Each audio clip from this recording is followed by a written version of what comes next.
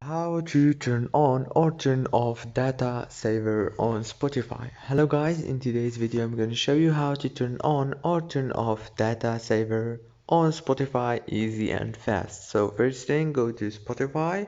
Now this is the home page as you can see. Now go to the top corner right here and click on the wheel icon.